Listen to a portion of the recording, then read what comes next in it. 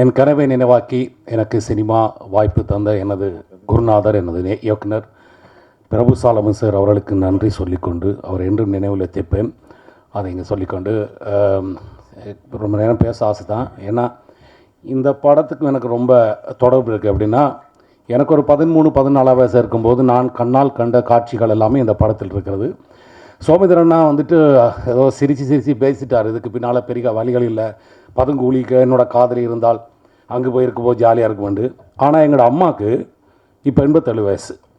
எங்களோட அம்மா அந்த நாட்டை விட்டு போய் இப்போ 32 வருஷமாகுது.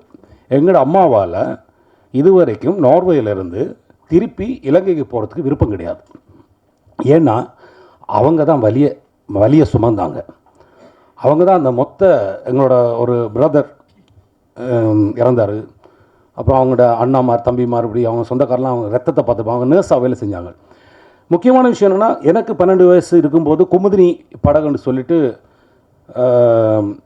குறியாட்டுவான்லேருந்து நெடுந்தீவு பொறுத்த ஒரு படகு இருக்குது. அந்த படகுல வந்து ஒரு நிறைய பேரை வெட்டி கொலை செஞ்சாங்க.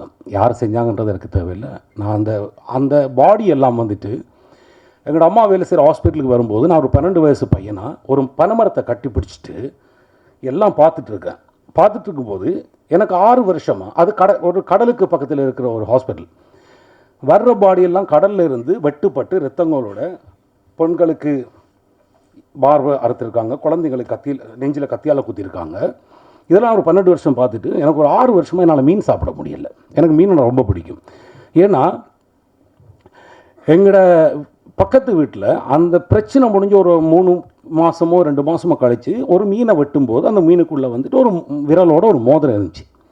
அதெல்லாம் நாங்கள் பார்த்துட்டு என்னால் மீன் சாப்பிட முடியல. அப்புறம் நான் ரொம்ப நாளாச்சு வந்துட்டு நைட்டில் ரொம்ப பதட்டப்பட்டு எழுதிப்பேன் அப்படின்றுவேன். ஏன்னா இது என்ன, அந்த குமுதினி படகு யாருக்காவது தெரிஞ்சோன்னா இது அமெரிக்கன் எக்ஸ்பிரஸில் வந்துட்டு கலர் படத்தில் அது ஃபோட்டோ இருக்குது. ஸோ சிரிச்சிட்டு சொல்கிற நல்லா தான் இருக்குது சோமினா. ஆனால் உங்களுக்கும் எனக்கும் அந்த ஒரே வயசுன்னு நினைக்கிறேன்.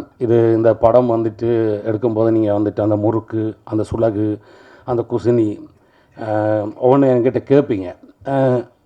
நான் சிரிச்சிட்டு இருப்பேன். இந்த படத்தில் மட்டும்தான் வந்துட்டு நான் ஒரு 10 படம் பண்ணியிருக்கேன்னு சொன்னால் இந்த படத்தில் நடிக்கும்போது தான் நடிக்கிறது எனக்கு தோணவே இல்லை.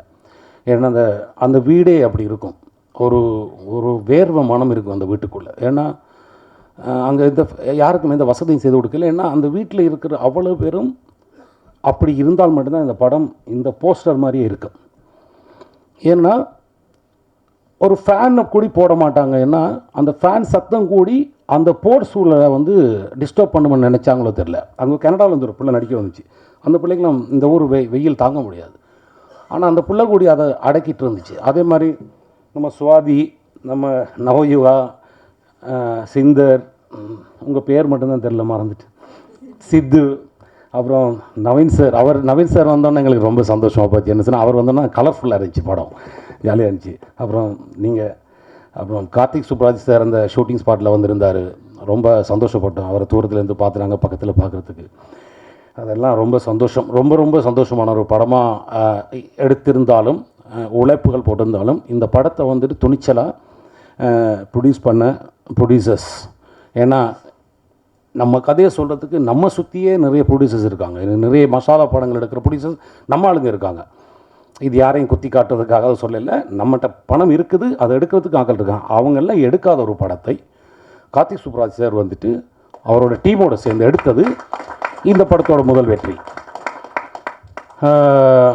ரொம்ப பேசிட்டுன்னா அந்த மேடை ஒரு மாதிரி மாறி போய் மைண்டெல்லாம் மாறி போய் ஏதாவது தப்பாக பேசிடுவேன்.